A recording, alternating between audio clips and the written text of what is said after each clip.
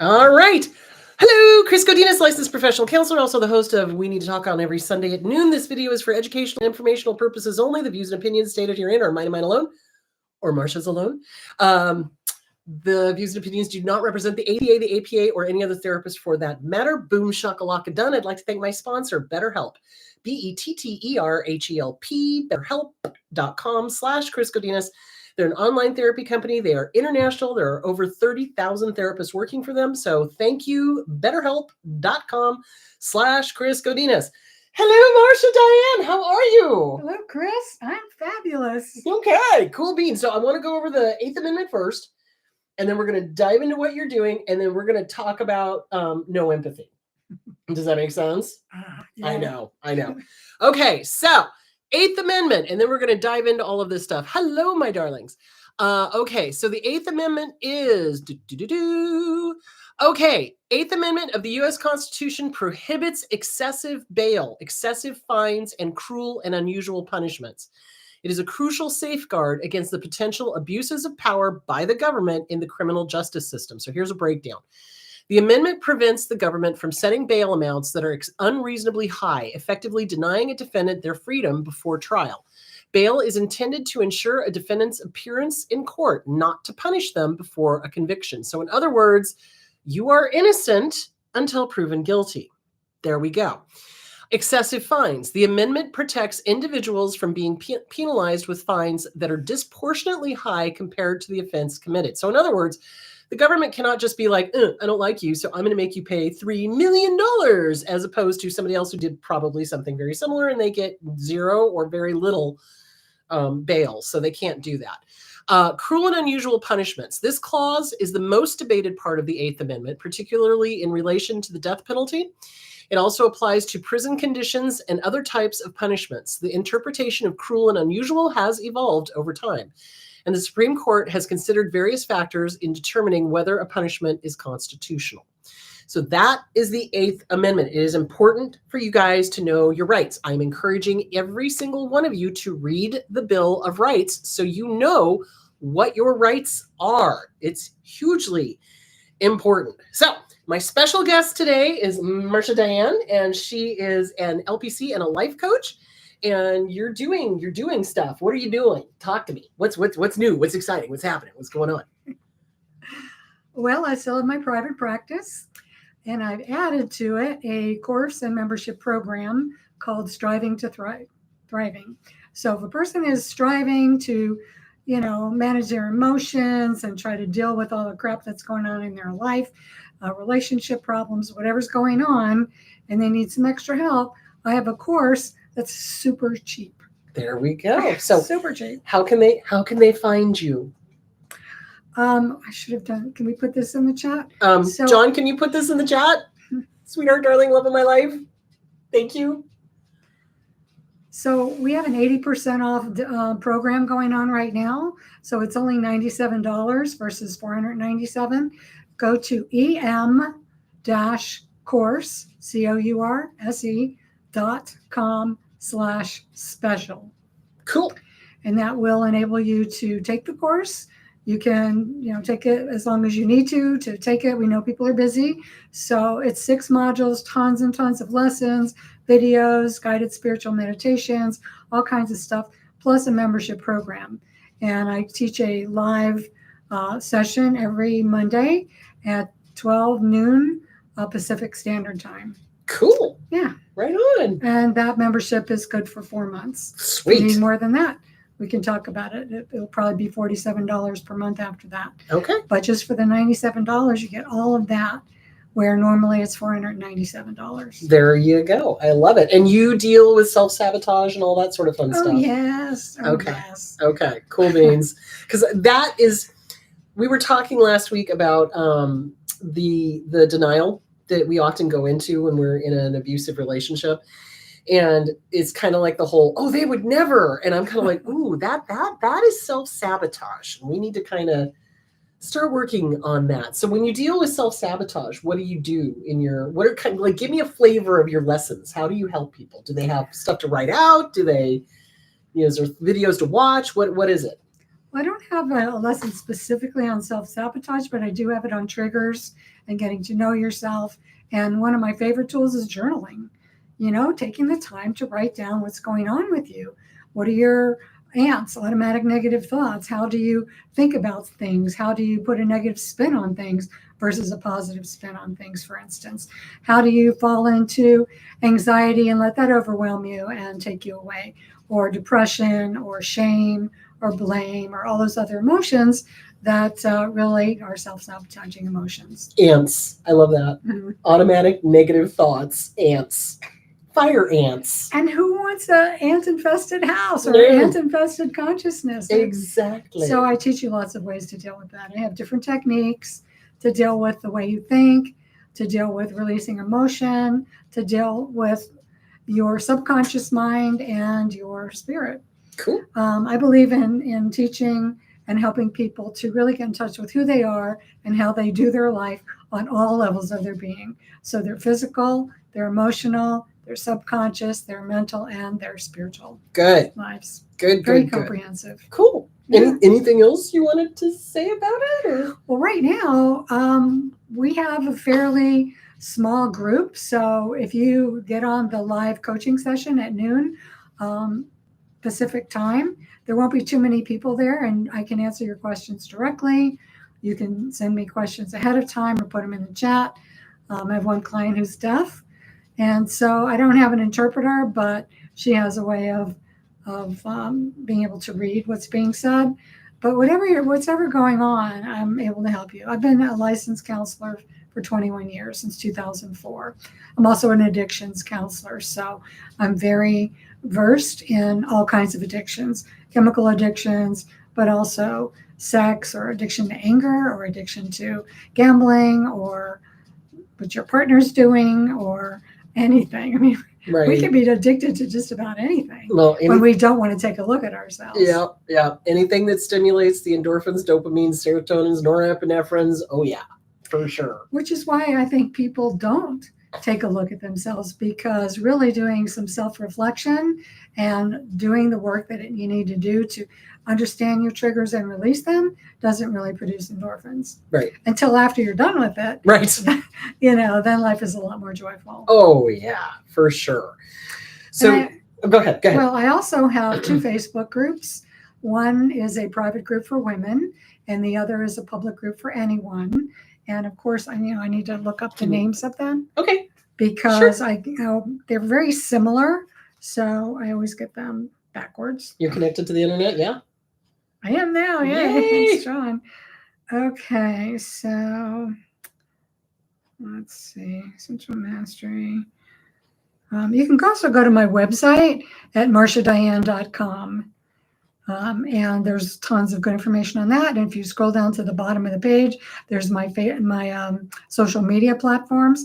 And if you click on the Facebook group, it will take you to one of them. I don't remember if it's the private one or the other one. I'm sorry, I'm kind of hedging here. Okay. That's okay. So the one that is private for women only is, nope, that's the wrong thing. I wasn't set up for this. Students and emails. So Marcia's also written books. Oh, here it is. Oh, here it is. Triumph Over Trauma, and then a little butterfly, Sacred Feminine Community. So that's the one that's private. But if you're a woman, you just have to join, agree to the rules, and then one of us will approve of you, and then you're in. And I also do a Friday live, Friday at 12 Pacific time, and I have a new topic every week, and so you can join that, and all that's free, and that you have to go to Zoom for that. Okay, and so yeah, that I don't know if you want the link on that, but it's facebook.com/group/Triumph Over Trauma. Triumph Over Trauma. .em. .em. Right. Cool. Yeah. Well, that's good enough. You can go if are there men usually listening? There's some men. We do have men in this group for sure. Okay. Well, anyway, the other one is, maybe I could go to Facebook. It'd be an easier way to do it. Okay.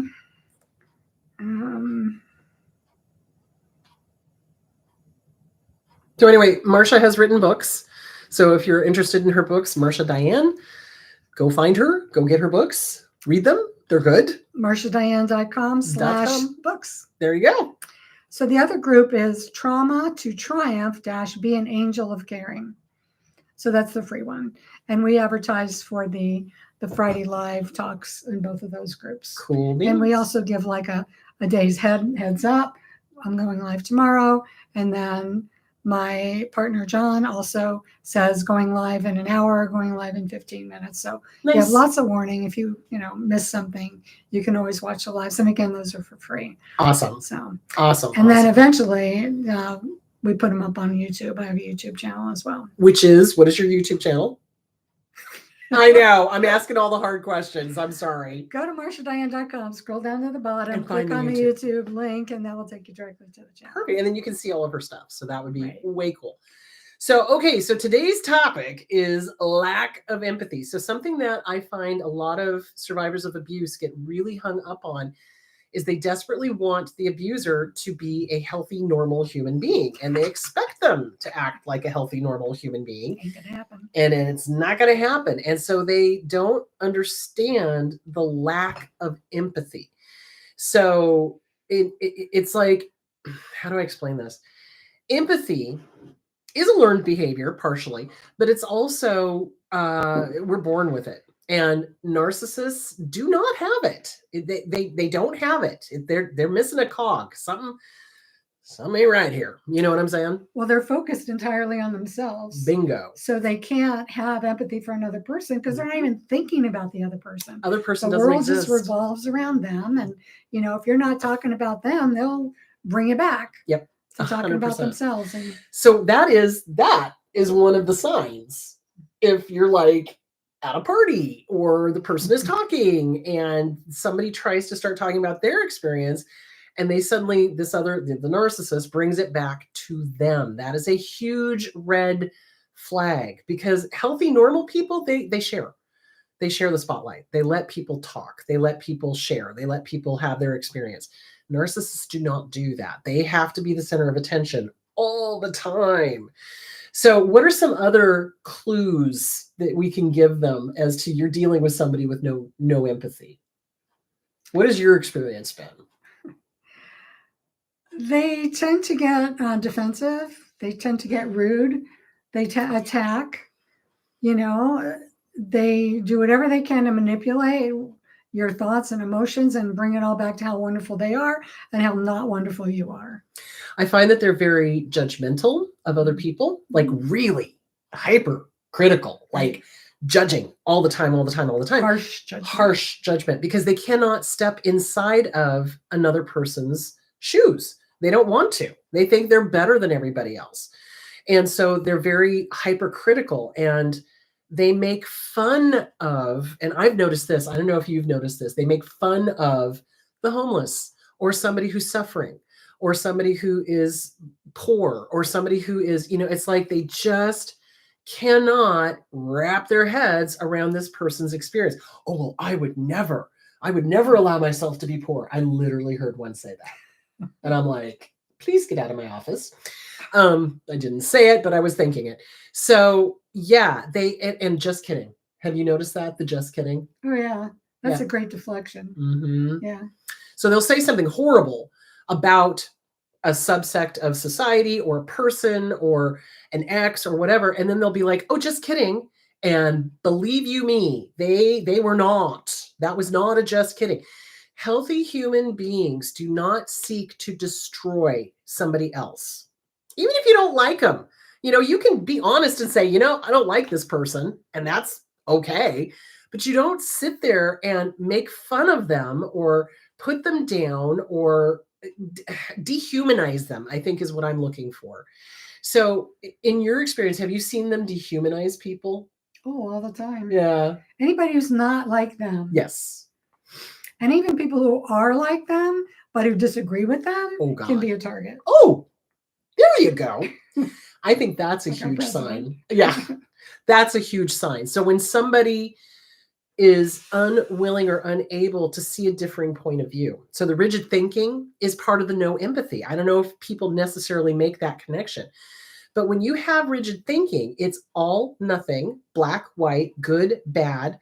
And there's no ability to cross that line to live through another person's eyes at all.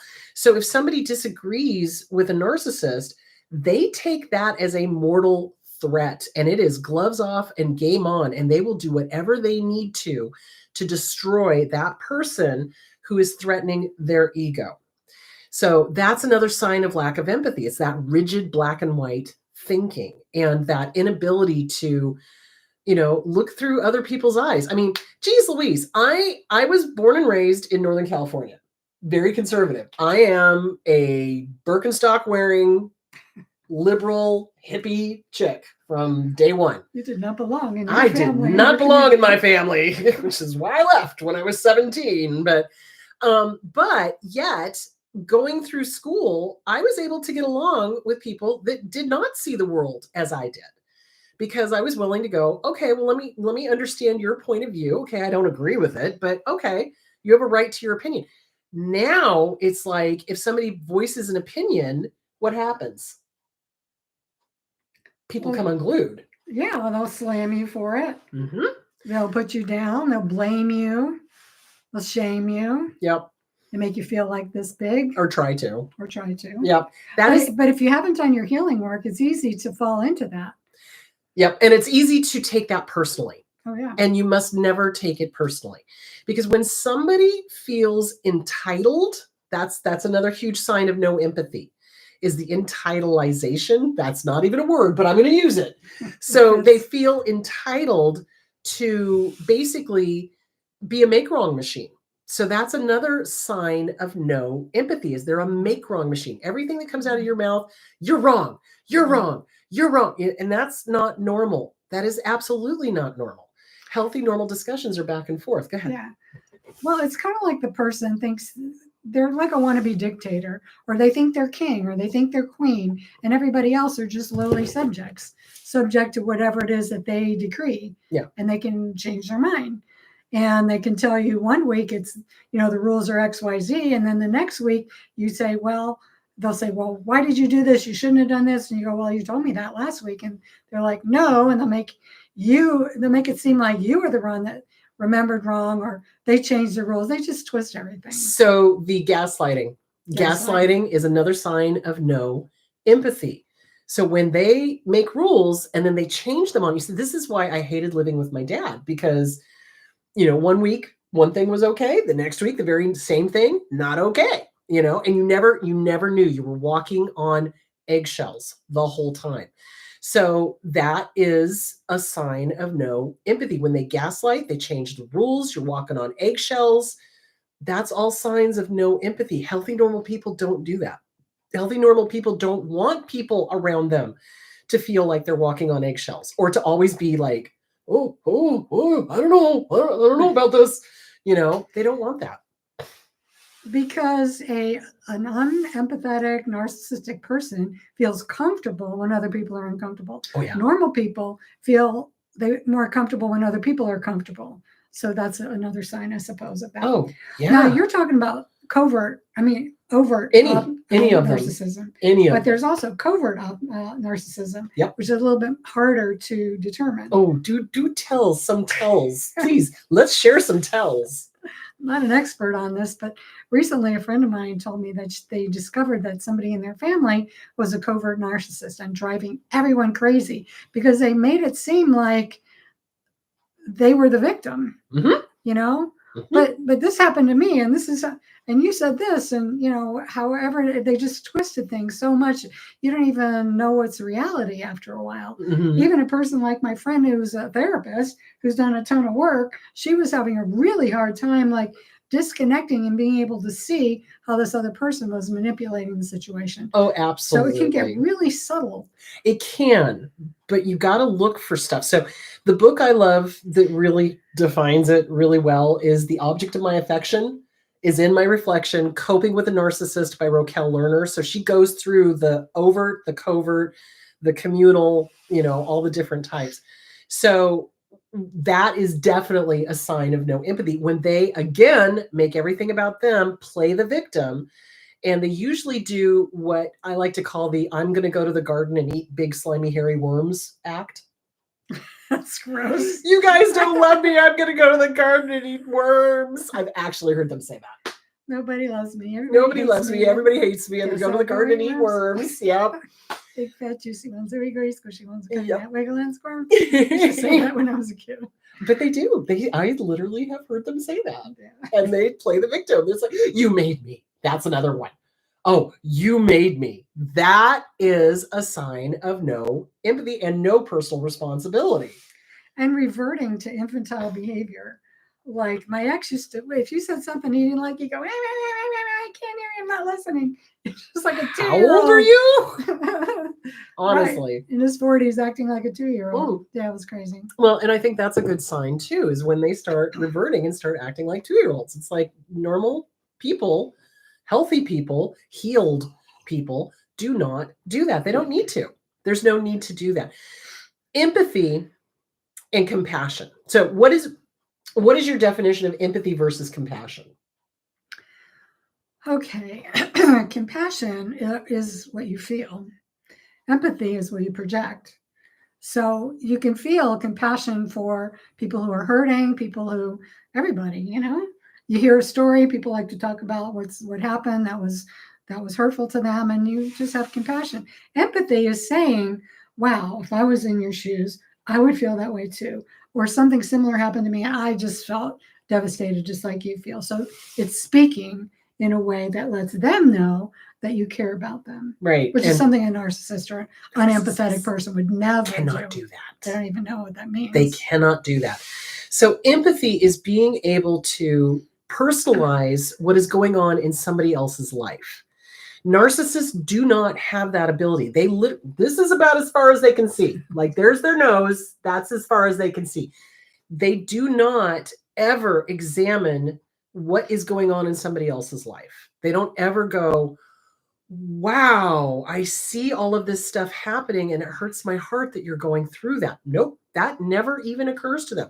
So I think when the narcissist does the love bomb, love bomb, love bomb, love bomb, and the target thinks everything's great, and then they start with the devalue and the discard, that is when it just blows their mind. So I think the point I'm trying to make here is that the lack of empathy is a key marker of personality disorders, not just narcissism, but psychopathy. So and they can pretend, they put on a mask. How long can the mask last? Forever. It can. They can take it on, put it off. Some of them can do it for years. Depends on how, what's the word I'm looking for? How stable or unstable they are. But a lot of narcissists cannot do that. A lot of dark triads. So dark triads are the narcissist with the antisocial and the control freak. So they can put on the mask and they can keep it on for years, maybe months, sometimes weeks. But eventually it slips and they start the devalue and the discard. And the things that they say during the devalue and the discard, that's the real them. That's what I want to get across to you guys, that no empathy. Because listen, we've all had breakups. All of us, good, bad, indifferent. We've all had breakups, right? And if they're a healthy breakup, if the couple gets together and just basically says, it's not working out. I love you. I wish you the best, but damn, we're just not meant to be, right? And those people who can still be friends after their breakup, I'm like, right on. I've never met people like that. Well, but there are. Well, we never meet people like that because we're in mental health therapies. It's like we don't see the healthy, normal people. Because healthy, normal people don't need us. So, well, we wouldn't have gotten into the field if we didn't have an unhealthy childhood. This is very true. So, but then the narcissists always have to have absolute chaos, absolute destruction, absolute, what's the word I'm looking for? Like DEFCON 1. They have to blow shit up. They do. They have to make it the most nasty, awful, horrible breakup ever. And they don't care how their words hurt you. They don't. They really don't. So when a narcissist does the devalue and the discard, what they are doing is they are literally showing you who they really are, because a healthy, normal person would never do that. Ever. Ever. Now, I have worked with people that have gotten healthier through the years. And when they did have to break up with somebody, they felt bad about it. And then they came in to talk about how to say it or how to do it so that it did not cause maximum damage. So that's okay. I mean, that's cool. But narcissists don't. So, yeah, and that brings me to the point of there are degrees, there's a spectrum for everything. So you're talking about narcissists are like 100% narcissistic, where an empathic person would be on the opposite end, where they're 100% empathic and 0% narcissistic. Right. But people can be in the middle somewhere. And those people, if they're kind of in the middle, they can, if they want to, they can get healthy. They can come in, do the work, get healthier. The people who are on the extreme end of narcissism, they don't even want to do the work. Oh, there's nothing wrong with them. Didn't you know that? There's nothing wrong with the rest of the world. Yep. But a lot of, so I also have a friend who's married to a person who has bipolar disorder, and he's just as you described. He's done all these things that have alienated her children, and they've not allowed him to see her grandchildren. They've been married 30 years, so they're kind of his grandchildren, he believes too. But the kids shut him off because he blew up Facebook with how they were wrong and they did the bad thing, and he's never taken responsibility for anything he's done. Yep. Even calling up and yelling at them and saying nasty things all over the internet. I mean, it's just insane. I hate social media. I really do. I really hate social media. I have noticed that with the advent of social media, now I'm showing my age here because it's like in my day, people would actually have to go face to face to talk to each other. And now narcissists really love taking advantage of that anonymity that they get behind the screen, and they, like you said, they will say the most horrible things on social media and blow stuff up and bring stuff that is private into public. That's another sign of no empathy. This is the way I like to describe malignant borderlines and malignant narcissists. They are like the Queen Mary during World War II that was sailing to England, and they cut through the ship, the Curacao, because they couldn't stop. So the Curacao was running back and forth in front of them, trying to sweep for U-boats. And the Queen Mary ran into it, literally cut it in half, and kept going. That's what a narcissist is. Oops, sorry. Put that on. That is what a narcissist does. They do not think about or stop to examine the damage they leave in their wake. Now, I'm not saying that the Queen Mary's crew was bad because they did what they had to do. It was wartime. But that's what a narcissist does, is that they leave this wake of damage behind them, and they literally do not care. So the collateral damage, so for example, going on YouTube, Facebook, whatever, and smearing drama and all of this sort of stuff, they don't think about the collateral damage. They don't think about the kids. They don't care. They're just blaming everybody else. Mm-hmm. Even his wife, who's such a people pleaser, and he thinks she's an angel, and she's telling him, and his mother's telling him what he's doing is wrong. He's not listening to anybody. Nope. So you started getting into what I'd like to talk about is the damage that it does to the victim of the narcissist. Yes. So one of the things that people don't normally associate as a something that can happen from this type of behavior is PTSD. Yeah. And I believe people can get PTSD not just from combat or traffic accident or physical assault. They can get it from this type of constant harassment, constant rejection, constant twisting of reality. Yeah. You can get PTSD. Absolutely. So what I'd like to do, can I bring this up? Yeah. Okay, so if you think that you might have PTSD, here's a QR code for a free PTSD assessment and scoring. And we're going to put that in the chat. Well, yeah, it'll be after the show. We'll put it down because YouTube has done something stupid where I no longer can go back through and look at the chat, which is stupid. So we'll put it in the chat so that people can, below. In the comments. In the comments. That's what I meant. Okay. Thank you. You know what I meant. Thank you. So if you'd like to get the free PDF, it's very clear. The assessment comes from the PTSD National, Association thing. It's a 2-page thing, a lot of explanations and some things you can do. Yeah. So I've added some things you can do to take care of yourself to that. Absolutely. So totally free. And- Also, I wrote a book called Climbing Out of the PTSD Hole, which Chris wrote the foreword to. And you can order that too. On your website, which is marciadiane.com. Well, you can, after you get the pre assessment, there's an option that you can take or not take to get the book. Get the book. Climbing out of the oh yeah. Get the book. Because if you've been a victim of this, there's so many subtleties that you need to know. Absolutely. And the book's not that long; it's like 90 pages or something. Yeah. But it's really comprehensive. And it goes into complex PTSD or just standard PTSD. So you can, again, PTSD is also on a spectrum. Yep. You can have it from one incident. You can have it from multiple incidents, like growing up with a father who's got narcissism and, is always putting you down. So you've got many, many incidences of that. And, if you have nightmares or flashbacks or avoid certain things or get triggered if something reminds you of that person. Yeah. You betcha. You're not wrong, guys. I mean, this is the big thing, is that I want to normalize the fact that when you're abused by an abuser, whether that's somebody with narcissism or borderline or, bipolar, unmedicated, and they're just, doing their Watusi, it causes symptoms of PTSD because you can't deal with that on a day in, day out basis and be unscathed, is what I'm saying. Right.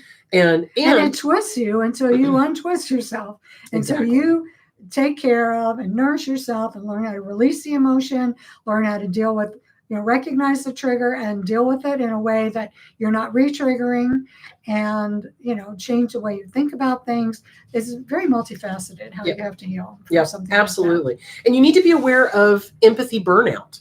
So that's something that we deal with as therapists that we need to be very conscious of. But I think survivors of abuse need to be aware of that too, because abusers, they're like psychic vampires. They live off of our ability to feel.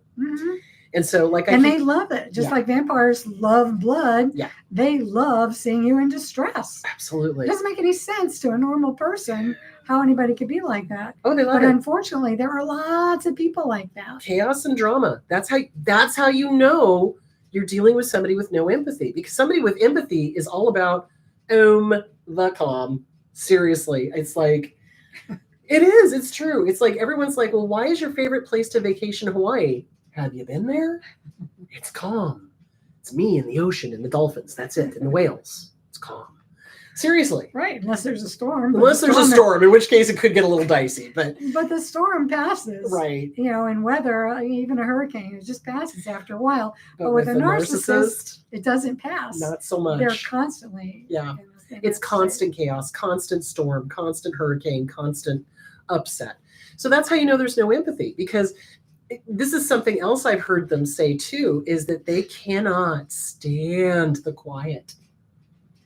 No. They cannot. No, they need the drama. They need the drama. And they so thrive on the drama. Yeah, they'll intentionally sabotage a vacation or a family get together or whatever. And that's another sign of no empathy, because healthy, normal people are like, let's just let everybody get along.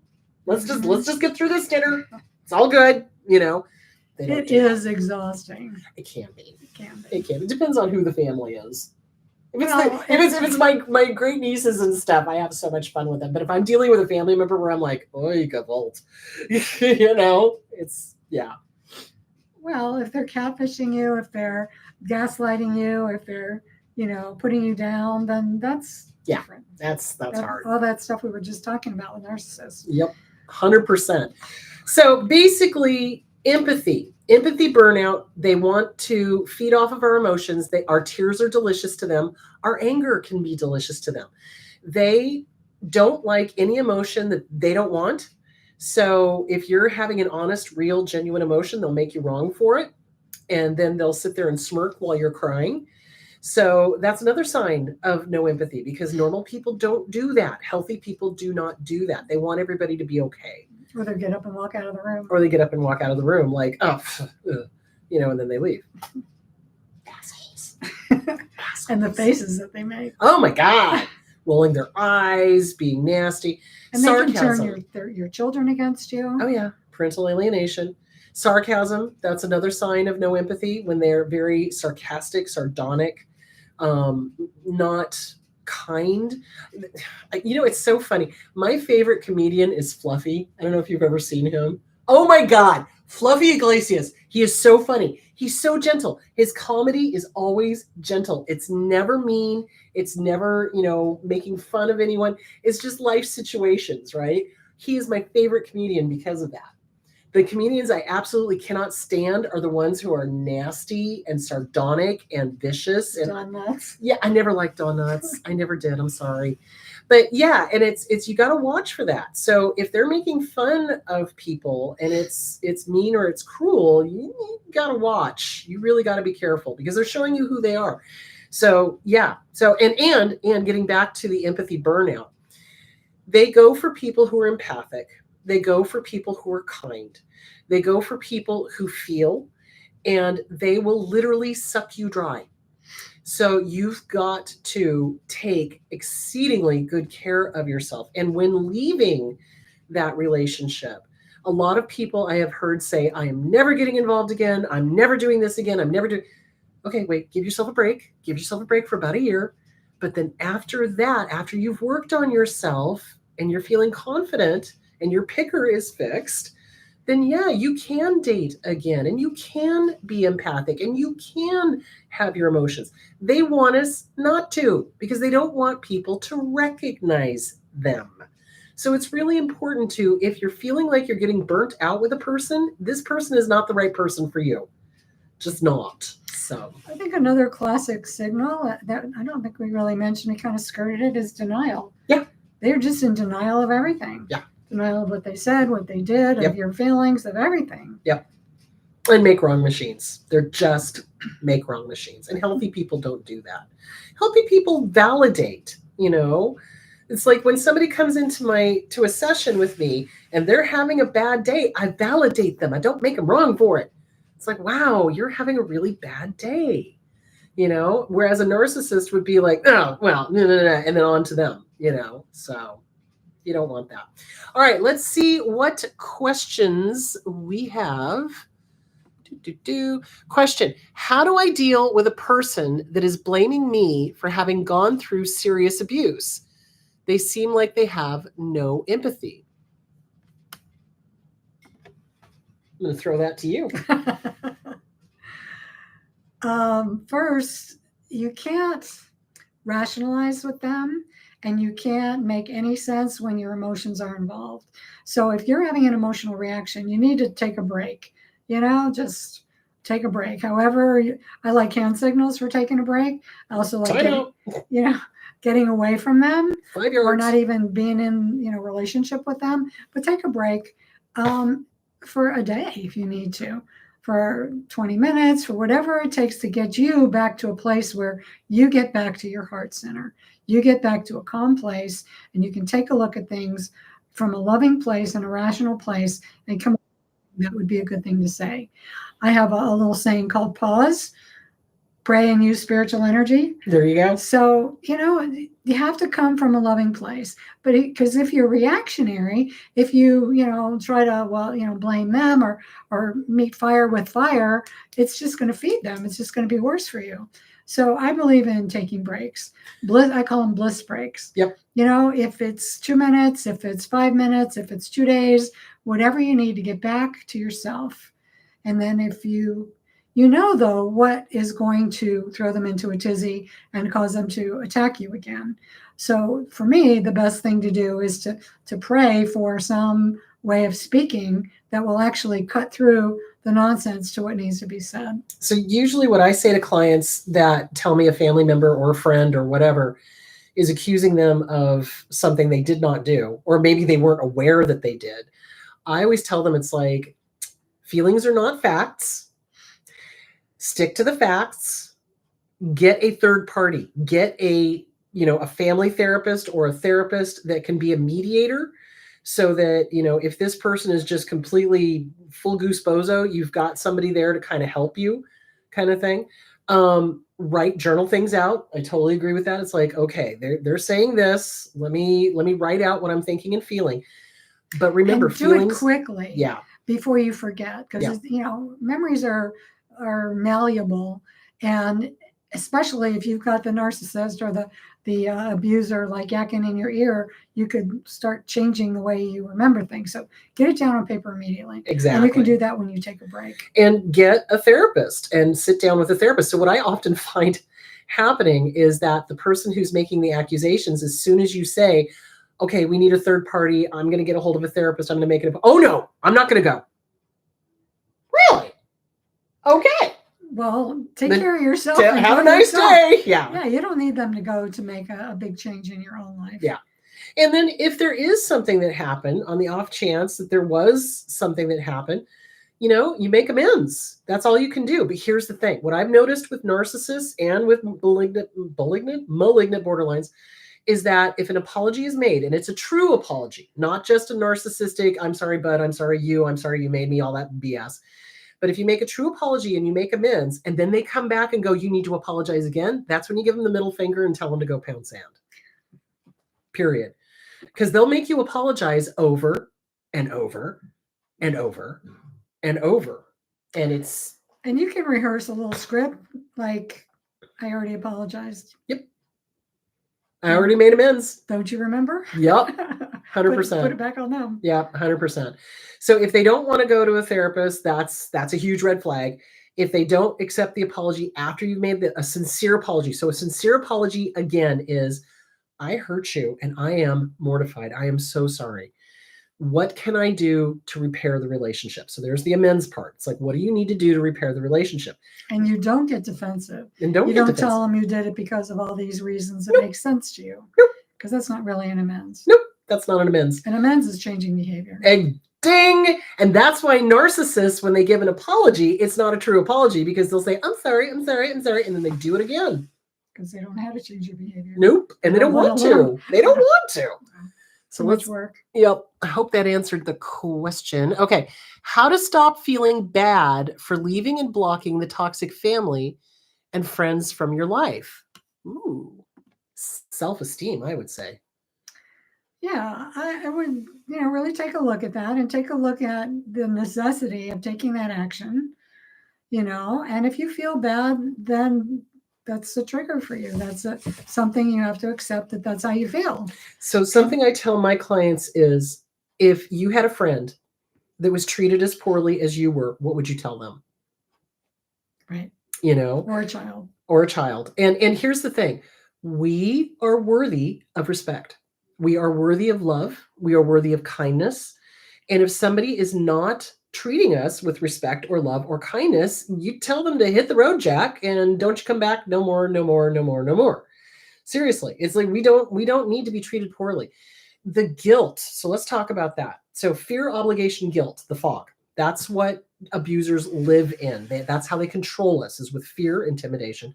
Obligation, you owe me. Guilt, oh, I've done all of this for you. You never write, you never call. Oh my God. Seriously, you don't need to put up with that. Those are all manipulations.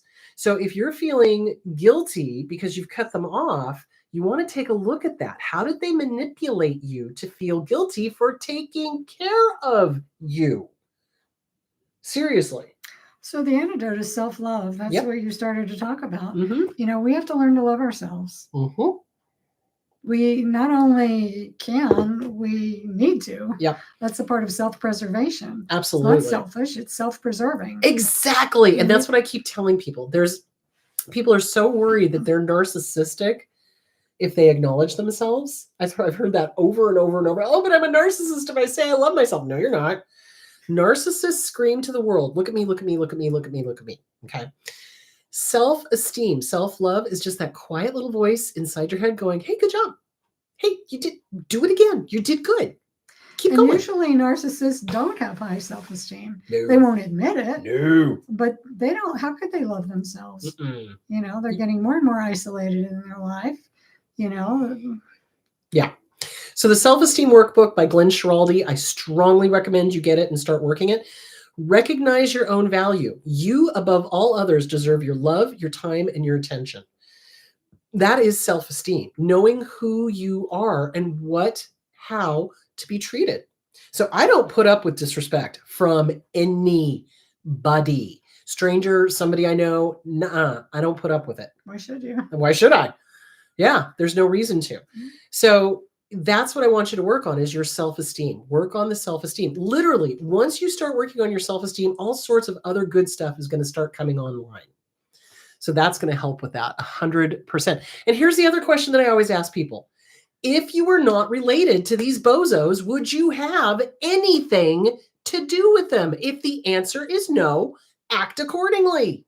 Kick them to the curb. Absolutely. Being in your life is a privilege, not a right. They don't have a right to you. Just because they gave birth to you, they don't have a right to you. Being in your life is a privilege. People who are in my life are privileged. I don't just accept anybody. I don't. And as soon as somebody shows me who they are and they're a jerk, bye-bye. Don't have time. Got too many other things to do.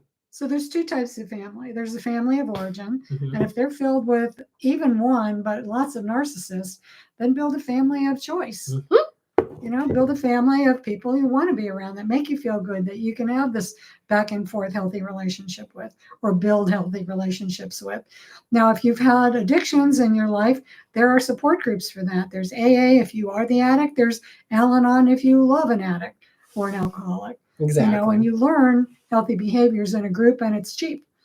It's free. Dollar in the basket for an hour. Yep. And they have free literature, and they've got all kinds of books and things about health to support yourself. Would caution that predators do like to hang out at support groups. So trust your gut. If somebody feels off, or if they remind you of one of your family members, have nothing to do with them. So yeah. Especially if they try to have sex with you really quickly. Oh my God. Yes, absolutely. I think we have one more question. Why does it seem like these personalities with no empathy prefer to hurt minorities? What can we do about this? Ooh, well, they like to attack people that they think will have nobody coming to their defense. That's why do you think my dad used to hit me as a kid? Because nobody was going to come to my defense, and he frickin' knew it. You know what I'm saying? So they like to go for people that they think that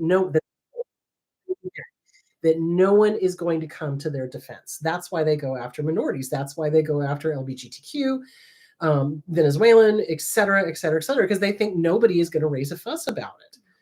So, you know, it's cowardly. It's cowardly. I'm sorry, if you're wearing a mask to hide your identity and you're arresting people, I'd like to know who the hell you are. I really would. So again, I want to remind everybody, you do not owe a police officer an explanation of anything. If they do not have a warrant, they may not come into your house. If they start asking you questions, you pull your Miranda rights. I want a lawyer. I'm not saying another word. I want a lawyer, period.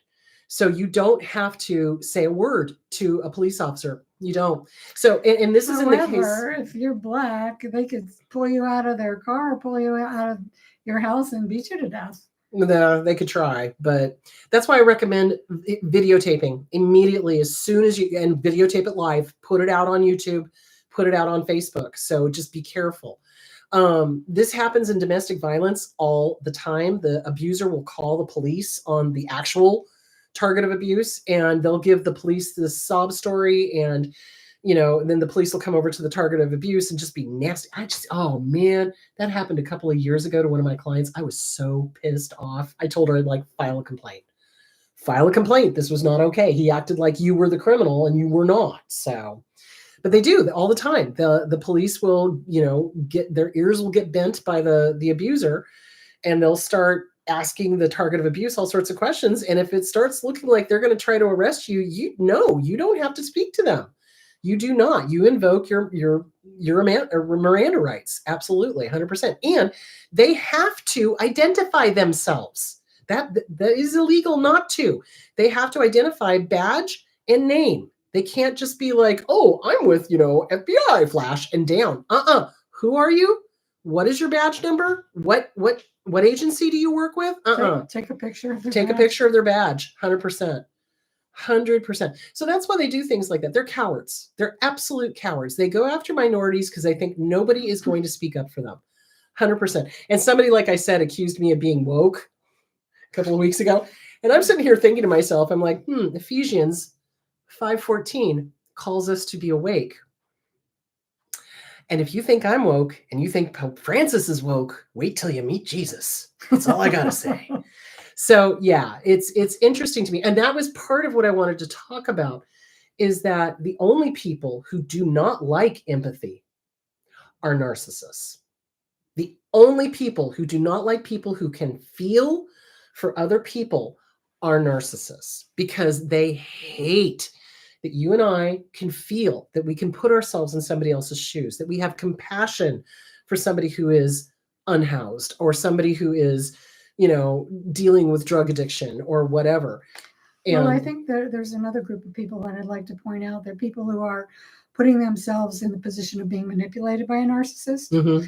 Like, not all the Republicans are narcissists. They're just led by one who's so powerful that they give them the power and go along with a lot of things that they wouldn't ordinarily go along with.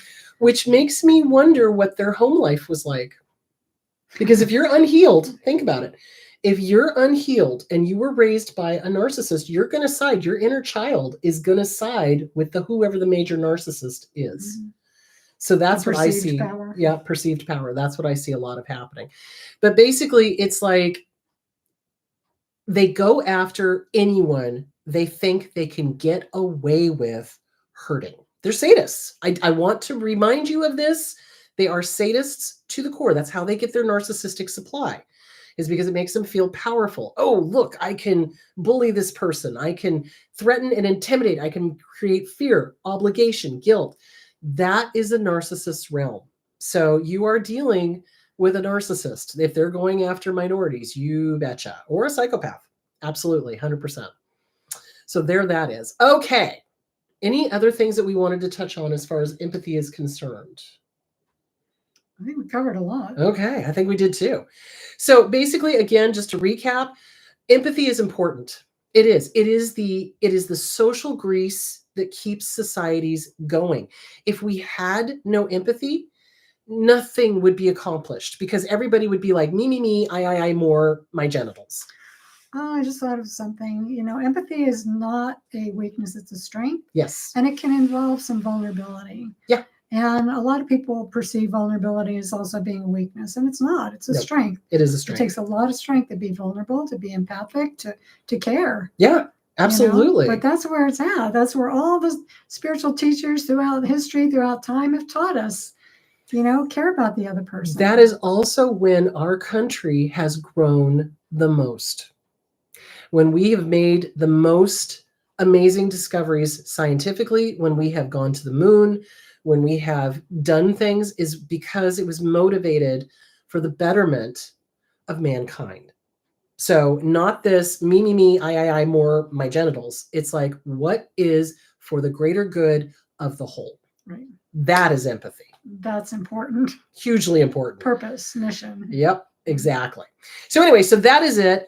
Next week, I think we're going to work on learned helplessness. Speaking of covert narcissists, so the hermit, the ones that are like, poor me, never do anything for me, I can't do a thing, that whole thing. So we're going to work on learned helplessness and how to stop that in yourself, how to recognize it in whatever abuser is in your life, all of that sort of fun stuff. I want to thank Marcia Diane for coming on my show. Thank you for having me. You are so welcome. Thank you for being here. And thanks, you guys. And please drink plenty of water. I think the humidity is like 7% here in Phoenix right now. I'm like, oh, okay.